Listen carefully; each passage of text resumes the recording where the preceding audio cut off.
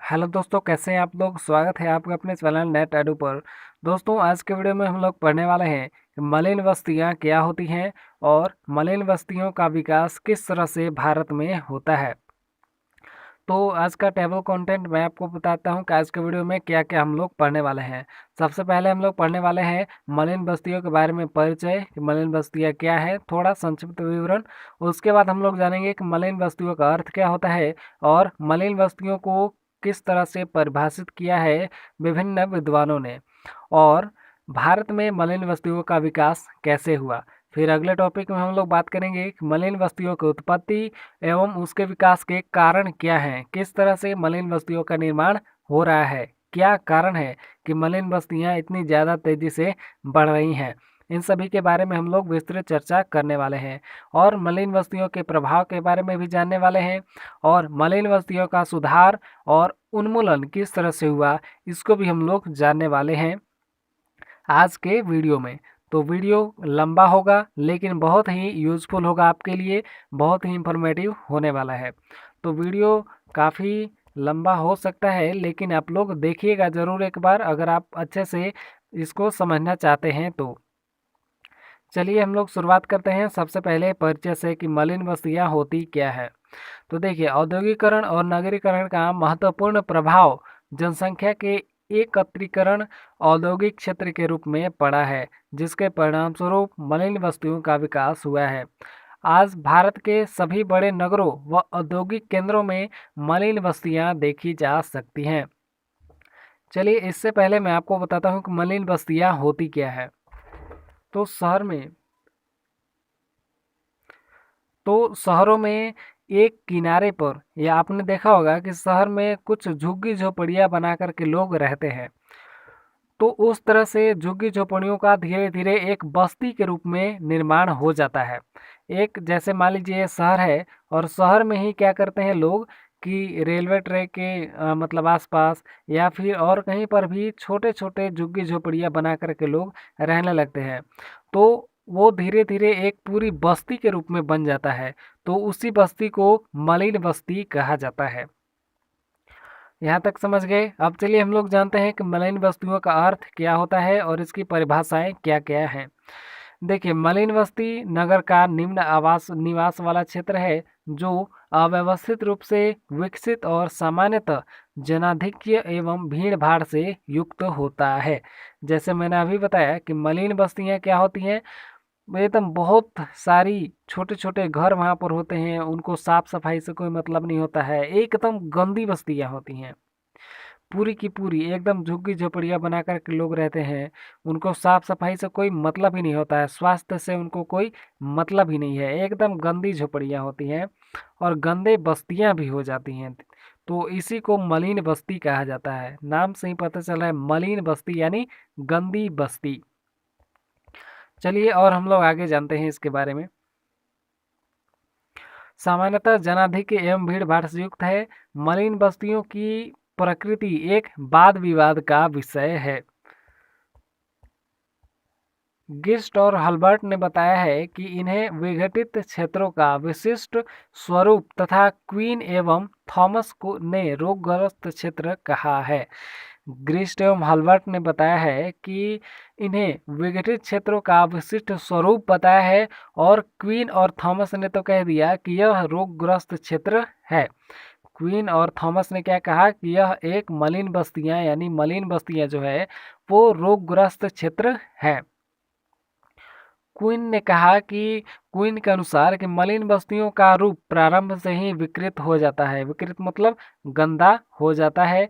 अतः स्पष्ट है कि इनकी कोई सार्वभौमिक परिभाषा नहीं दी जा सकती है। बर्गल ने बताया उनके अनुसार, यानी बर्गल के अनुसार, कि मलिन बस्तियां नगरों में वे क्षेत्र हैं जिनमें घर निम्न स्तर के हों। भारत सेवक समाज द्वारा प्रकाशित मलिन बस्तियों पर रिपोर्ट के अनुसार मलिन बस्तियां शहर के उन भागों को कहा जाता है जो कि मानव विकास की दृष्टि से अनुपयुक्त हों, चाहे वे पुराने ढांचे के परिणाम स्वरूप हों या स्वास्थ्य रक्षा की दृष्टि से, जहां सफाई की सुविधाएं असंभव हो। पूर्वोक्त विवेचन से स्पष्ट हो जाता है कि मलिन बस्ती उन शहरी क्षेत्रों को माना गया है जिनमें मकान टूटे फूटे होते हैं। निवास की स्थिति से जो है निवास की दृष्टि से जनाधिक्य व भीड़ भाड़ अधिक होती है और स्वास्थ्यपूर्ण वातावरण का अभाव पाया जाता है, जिनमें अत्यधिक गरीब तथा निम्न आय के लोग निवास करते हैं तथा जहां आवास की नागरिक सुविधाओं जैसे बिजली, पानी, पेशाब घर तथा शौचालय ये सभी का बिल्कुल भी सुविधा नहीं होता है। भारत में मलिन बस्तियों का विकास कैसे हुआ, चलिए इसके बारे में जानते हैं। आज भारतीय नगरों में मलिन बस्तियां एक ज्वलंत समस्या बनी हुई हैं। ज्यों-ज्यों नगरीकरण एवं औद्योगिकरण की प्रक्रिया तेज होती जा रही है, इनका विकास भी तीव्रता से होता जा रहा है। यानी जो नगरीकरण है, नगरीकरण जैसे जैसे बढ़ रहा है और औद्योगिकरण भी जैसे जैसे बढ़ रहा है, तो उसके कारण मलिन बस्तियों में भी धीरे धीरे वृद्धि हो रही है। जैसे नगरीकरण कैसे प्रभावित करता है, चलिए मैं आपको बताता हूँ एक सिंपल एग्जांपल देकर। देखिए, मान लीजिए किसी शहर में नगरीकरण हुआ, ठीक है। नगरीकरण हुआ, वहाँ पर लोग जो है ज़्यादा आने लगे, भीड़ भाड़ ज़्यादा हो गया, जनसंख्या ज़्यादा हो गया, तो वहाँ पर ज़मीन कम है। ज़मीन कम है और गांव से गरीब लोग जाते हैं वहाँ पर रोजगार के लिए। औद्योगिकरण में भी यही होता है, उद्योग बनता है तो गांव से लोग जाते हैं वहाँ पर पैसे कमाने के लिए, वहाँ पर रोजगार के लिए। लेकिन उनको रोजगार नहीं मिलता है और किसी किसी को मिल भी जाता है तो पैसे उतने तो होते नहीं है कि वह मकान पूरा बिल्डिंग खड़ा कर दे। तो वो क्या करता है, धीरे धीरे झुग्गी झोपड़ियाँ बना करके रहने लगता है। अब झुग्गी झोपड़ियाँ बना करके रहने लगता है तो उसको देखा देखी में गांव से और लोग जाते हैं कि चलो कुछ पैसे तो कमा रहा है। फिर से वहां पर लोग जाते हैं और उसी के अगल बगल में अपना मकान बनाने लगते हैं, झुग्गी झोपड़ियाँ बना करके रहने लगते हैं। तो इस तरह से औद्योगिकरण और नगरीकरण से एक बहुत बड़ी संख्या में मलिन बस्तियों का विकास हो रहा है।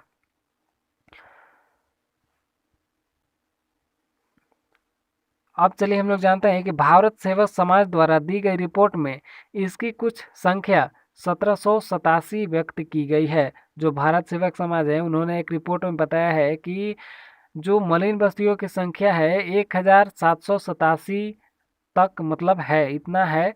और शहर के निम्नांकित 3 क्षेत्रों में मलिन बस्तियों का उद्भव होता है। चलिए जानते हैं कि कौन कौन से क्षेत्रों में मलिन बस्तियों का उद्भव होता है। पहला तो है कि नगर के बीच में, दूसरा है औद्योगिकरण क्षेत्रों के समीप तथा नगर की सीमा पर।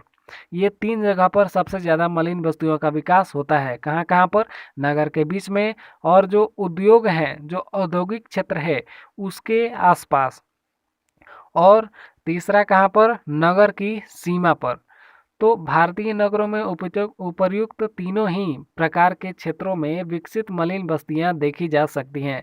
इनके दो प्रकार, एक झोपड़ियां जो कि घास और टीन टुकड़े, पॉलीथीन, कपड़े आदि से बने होते हैं, और दूसरा शहर के वे मकान जो पुराने समय में बने थे लेकिन अब टूट फूट गए हैं तथा जिनके सुधार के लिए प्रयास नहीं किए जाते हैं और जिनमें बड़ी संख्या में गरीब लोग निवास करते हैं।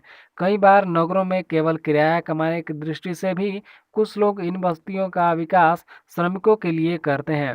इन्हें भिन्न भिन्न नामों से पुकारा जाता है, जैसे मुंबई की चालें। उदाहरण के लिए मैं बता रहा हूँ, मुंबई की चालें, कोलकाता की बस्तियाँ और चेन्नई की चरियाँ, ये सभी मलिन बस्तियाँ हैं। ठीक है, बहुत ही फेमस मलिन बस्तियाँ हैं। कानपुर के अहाते और दिल्ली के कटरा आदि मलिन बस्तियाँ ही हैं। ये सभी का नाम बहुत अच्छा रख दिया गया है क्योंकि लोग यहाँ पर आए और उनको किराया मिले। ठीक है, मतलब कुछ किराए कमाने के लिए भी लोग क्या करते हैं, वहाँ पर बस्तियों का निर्माण करवा देते हैं, मलिन बस्तियों का निर्माण करवाते हैं और लोग जा कर के वहाँ पर जो है अपना रूम लेकर के, घर लेकर के रहते हैं। कोलकाता में मलिन बस्तियों की संख्या के बारे में निश्चित रूप से कुछ भी नहीं कहा जा सकता।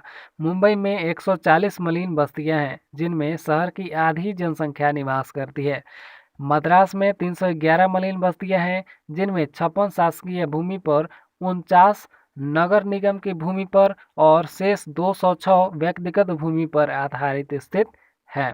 इन मलिन बस्तियों में नगर की 1/9 भाग जनसंख्या निवास करती है। समझ सकते हैं कि 9वां भाग का 1 भाग ठीक है, 9वां भाग जनसंख्या निवास करती है मलिन बस्तियों में। अगला है दिल्ली में, आगे है दिल्ली में मलिन बस्तियों की संख्या 1956 ईस्वी में 902 थी, जो कटरा और बस्ती कहलाते हैं। अब इनकी जनसंख्या 1010 हो गई है, जिनमें 999 कटरा और 407 घर एवं 51 बस्तियां हैं। इन्होंने नगर में दो मलिन बस्तियां हैं, इंदौर नगर में दो मलिन बस्तियां हैं, एक है भिंडी खो और एक है पाटनीपुरा, जबकि ग्वालियर में 34 हैं और इन्हें गोठे कहा जाता है, और इनमें गोंडे वाली रोड की बस्ती सबसे बड़ी है। इसी प्रकार भारत के हर औद्योगिक शहर में इनका निरंतर विकास होता जा रहा है। निवास मनुष्य की मूलभूत आवश्यकता है, परंतु नगरों एवं औद्योगिक केंद्रों में आवास की समस्या एक गंभीर चुनौती है, जिसके कारण अच्छे निवास के लिए मलिन वस्तुओं का विकास होता है। इनकी निम्न दशा एवं मूलभूत सुविधाओं का अभाव अनेक समस्याओं को उत्पन्न करता है। इनमें साफ सफाई एवं रोशनी का अभाव होता है। कूड़े करकट के ढेर एवं गड्ढे अनेक स्थानों पर देखे जा सकते हैं। अनेक परिवारों के लिए सिर्फ एक ही प्रवेश द्वार होता है। गोपनीयता के लिए टाट के पर्दे या टीन की चादरें लगा दी जाती हैं। इन्हीं में श्रमिक पैदा होते हैं, जीते और मरते हैं। महात्मा गांधी ने इनकी दशा की चर्चा करते हुए कहा था कि अपनी आंखों से देखे बिना तुम लोग कल्पना भी नहीं कर सकते कि संसार में मनुष्य के रहने के लिए, मतलब मनुष्य के रहने के लिए भी ऐसे स्थान हो सकते हैं। इन बस्ती को देखने के बाद खाना पीना तक अच्छा नहीं लगता, देखते ही उल्टी आती है। वहाँ ऐसी गंदगी थी कि उनके वर्णन के लिए मेरे पास शब्द तक नहीं है। ये महात्मा गांधी जी ने कहा था। इसी प्रकार आर के मुखर्जी ने भी कहा है कि औद्योगिक केंद्रों में श्रम बस्तियों की दशा इतनी भयंकर है कि वहां मानवता का विध्वंस होता है, स्त्रियों के सतीत्व का नाश होता है और देश के भावी आधार स्तंभ शिशुओं का गला घोट दिया जाता है। ब्राइस एम खान ने स्पष्ट किया है कि मुख्यतः इनमें 5 दशाओं में व्यक्ति रहता है। एक होता है निम्न श्रेणी के वे लोग जो मध्यम वर्ग का किराया नहीं दे सकते और यहाँ निवास के लिए मजबूर है। दूसरे औद्योगिक श्रमिक, तीसरे आकस्मिक श्रमिक और चौथे भिखारी और पांचवें घुमक्कड़ निखट्टू लोग और पांचवें समाज विरोधी तत्व जैसे गुंडे, गिरहकट आदि जो इन्हीं में समुचित आश्रय प्राप्त कर पाते हैं। अब हम लोग जानते हैं कि मलिन बस्तियों की उत्पत्ति और विकास के क्या कारण हैं। आखिर क्यों मलिन बस्तियां इतना तेजी से बढ़ रही हैं और मलिन बस्तियों का विकास इतना तेजी से क्यों हो रहा है। देखिए, इसमें पहला कारण है कि नगरीकरण और औद्योगिकरण। जैसा कि मैंने बताया है कि नगरीकरण और औद्योगिकरण जहाँ पर होता है उसके आसपास उद्योगों के आसपास लोग वहाँ पर रोजगार के लिए जाते हैं और रोजगार उनको मिल भी जाता है, और नहीं भी मिलता है तब भी वहाँ के आसपास रोजगार के अवसर के लिए लोग वहाँ पर झुग्गी झोपड़ियाँ बना करके रहने लगते हैं और यह एक तरह से बस्ती का निर्माण कर देती है। तो यही होती है मलिन बस्ती। इसी के कारण मलिन बस्ती ज़्यादा तेजी से बढ़ती है। तो नगरीकरण और औद्योगिकरण इनके विकास के प्रमुख कारण हैं। उद्योगों के लिए अत्यधिक मानव श्रम की आवश्यकता पड़ती है, इसलिए बड़े पैमाने पर इन केंद्रों में मनुष्यों का एकत्रीकरण होता है। परंतु नगर विकास की सुविधा सीमित होने के कारण श्रमिक अनधिकृत भूमि पर अस्थायी अस्थायी निवास एवं जो है अस्थायी निवास स्वयं निर्मित कर लेते हैं और यही मलिन बस्तियों में परिवर्तित हो जाते हैं। नगर के मध्य एवं सीमाओं पर इसी प्रकार से इनका विकास होता है। अगला कारण है भौगोलिक गतिशीलता। तो भौगोलिक गतिशीलता किस कारण से जो है नगरीय लोगों को जो है मलिन बस्तियों का निर्माण कराती है, चलिए उसको जानते हैं। तो अगला कारण है भौगोलिक गतिशीलता। आवागमन एवं संचार साधनों में वृद्धि के कारण गतिशीलता में वृद्धि हुई है और अनेक ग्रामीण लोग नौकरी या व्यवसाय आदि की तलाश में नगरों की ओर आते हैं। परंतु उनमें से अधिकांश लोगों को कोई बड़ी आर्थिक उपलब्धि नहीं होती है और वे गरीबी में जीवन व्यतीत करने लगते हैं और इसके लिए मजबूर हो जाते हैं तथा मलिन बस्तियों में जहां सस्ते मकान होते हैं वहां पर निवास करने के लिए बाध्य हो जाते हैं। इससे मलिन बस्तियों का प्रोत्साहन भी मिलता है और मलिन बस्तियां धीरे धीरे बढ़ने लगती हैं। अगला कारण है प्रवर्जन। प्रवर्जन के कारण हमारे देश में जो है प्रवर्जन समूहों में होता है। ये समूह एक ही जगह काम करने और एक ही स्थान पर निवास करना पसंद करते हैं। मुंबई और कोलकाता में क्रमशः उत्तर प्रदेश और बिहार के लोग ही अधिकतर श्रमिक हैं। इनसे परिणाम स्वरूप भी मलिन बस्तियों का विकास होता है। अगला कारण है जनसंख्या में वृद्धि। देखिए, जनसंख्या में तीव्र वृद्धि के कारण बेरोजगारी बढ़ रही है और यह अनेक ग्रामीणों को शहर की ओर आने के लिए प्रेरित करती है क्योंकि यहाँ रोजी रोटी कमाने के ज़्यादा अवसर उपलब्ध हैं। नगरों में स्थान सीमित होता है और पहले से ही आवास समस्या पाई जाती है।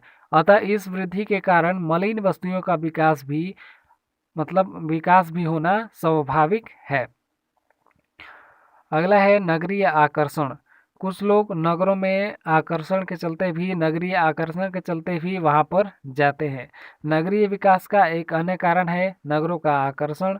वैज्ञानिक प्रगति ने नगरों में अनेक प्रकार की चमक दमक पैदा कर दी है और यातायात के साधनों ने इन आकर्षकों जैसे सिनेमा, कैबरे हॉल, शिक्षा आदि को ज़्यादा सुलभ बना दिया है।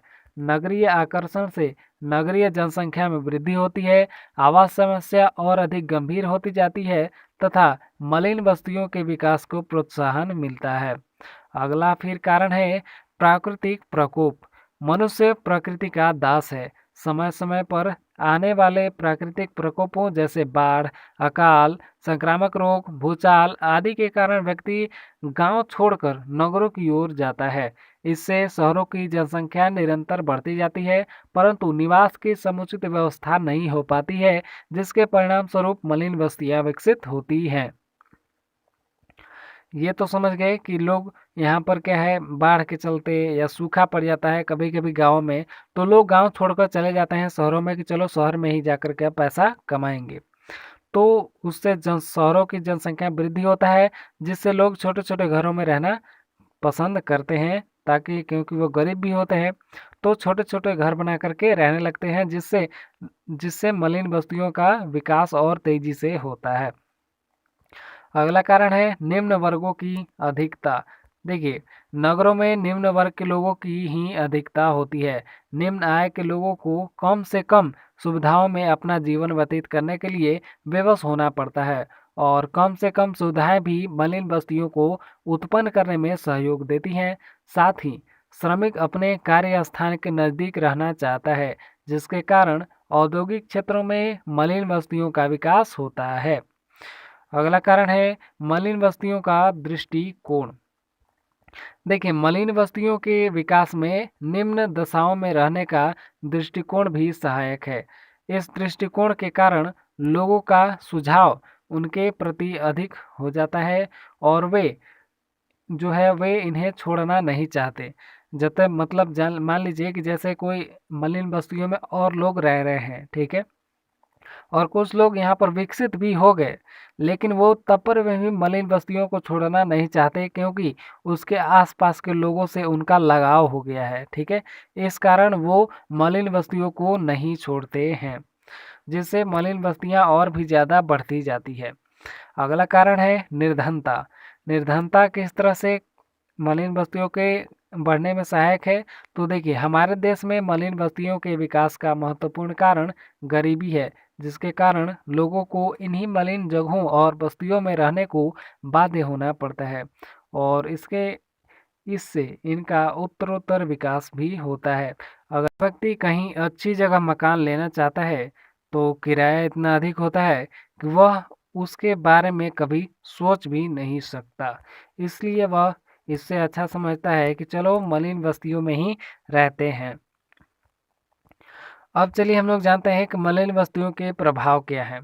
मलिन बस्तियां किस तरह से प्रभाव करती हैं नगरीकरण में या शहरों में? मलिन बस्तियों के क्या प्रभाव हैं? देखिए, मलिन बस्तियां केवल दूषित वातावरण से ही युक्त नहीं होती, परंतु इनका प्रभाव व्यक्ति, उसके परिवार और जो है बच्चों पर अत्यधिक पड़ता है। डी.एच. मेहता के अनुसार मलिन बस्तियों के निवासी अनेक प्रकार की भौतिक, मानसिक और सामाजिक त्रुटियों के शिकार होते हैं और उनके कारण मस्तिष्क चिंता और असुरक्षा से भयभीत रहते हैं। इनका वातावरण अनेक समाज विरोधी व्यवहारों को प्रोत्साहन देता है। मलिन बस्तियों के प्रमुख परिणाम निम्नलिखित हैं, यहाँ पर देख सकते हैं। कुछ मलिन बस्तियों के प्रभाव दिए हुए हैं। पहला है कि ये क्षेत्र स्वास्थ्य की दृष्टि से बड़े हानिकारक होती हैं। अस्वस्थ एवं दूषित वातावरण के कारण यहाँ अनेक प्रकार की बीमारियाँ फैलती हैं और मृत्यु दर अधिक होती है। दूसरा है, मेहता ने वेश्यावृत्ति, जुआखोरी, गिरोहबंदी, स्मगलिंग, पतित और शिथिल यौन प्रयास एवं परिश्रम की अकुशलता आदि जैसे अपराधों को मलिन बस्तियों का प्रमुख लक्षण माना है। अगला प्रभाव है, मनोवैज्ञानिक दृष्टि से मलिन बस्तियां निवासियों के मस्तिष्क में इनमें रहने की मानसिकता पैदा कर देती है। इससे वे निष्क्रिय हो जाते हैं, उनकी कार्य करने की इच्छा समाप्त हो जाती है और उनके मन में जीवन के प्रति भय भरा रहता है और हीनता व बुजदिली की भावनाएं पैदा हो जाती हैं। अगला प्रभाव है कि मलिन बस्तियां मानवीय गुणों, क्षमताओं तथा योग्यताओं का विनाश करती हैं और इस प्रकार सुयोग्य नागरिकों की राष्ट्र में कमी होती रहती है। अगला प्रभाव है, इन बस्तियों का वातावरण व्यक्तिक और पारिवारिक अस्थिरता को जन्म देने वाला होता है, क्योंकि लोगों को सफाई आदि के प्रति कोई लगाव नहीं रहता है। अगला प्रभाव है, मलिन बस्तियां बाल अपराधों को जन्म देती हैं। बच्चे अपने बड़ों को अनुचित, भौतिक और समाज विरोधी व्यवहार करते हुए देखते हैं। अतः इनका गंदा वातावरण बच्चों में समाज विरोधी व्यवहार और अनुशासनहीनता फैलाने में बहुत सहायक है। यहाँ तक आपने देखा कि मलिन बस्तियों के क्या प्रभाव पड़ते हैं। अब चलिए हम लोग जानते हैं कि मलिन बस्तियों के सुधार के लिए और उनके उन्मूलन के लिए क्या किया जा सकता है या क्या करना चाहिए। देखिए, नगरीय विकास योजनाओं में मलिन बस्तियों के सुधार के लिए अनेक योजनाएं भी बनाई जाती हैं। इनकी सफाई की सुधार योजना प्रथम बार 1956 में चालू की गई। ऐसे निवासी जिनकी मासिक आय 350 रुपये से अधिक नहीं है, उन्हें स्वच्छ क्षेत्रों में मकान देने के लिए राज्य और केंद्र शासित प्रदेशों द्वारा वित्तीय सहायता दी जाती है। 9 अप्रैल 1969 ईस्वी में यह योजना राज्य सरकार को सौंप दी गई है। आज विभिन्न राज्यों में सरकारी आवास एवं विकास परिषदें कार्यरत हैं, जो निम्न वर्ग के लोगों की आवास समस्या के समाधान के लिए कम कीमत के मकान बनाकर बहुत कम मासिक किस्तों पर उन्हें देती है। मलिन बस्तियों के पर्यावरण को सुधारने के लिए मलिन बस्ती पर्यावरण सुधार योजना कार्यक्रम 1972 ईस्वी में 10 शहरों अहमदाबाद, मुंबई, बेंगलोर, दिल्ली, हैदराबाद, कानपुर, लखनऊ, चेन्नई, नागपुर और पुणे में शुरू किया गया। 1973 से 1974 ईस्वी में 10 और नगरों को परियोजनाओं को स्वीकृति मिल चुकी है, जो मलिन बस्तियों में सुधार का कार्य करती थी।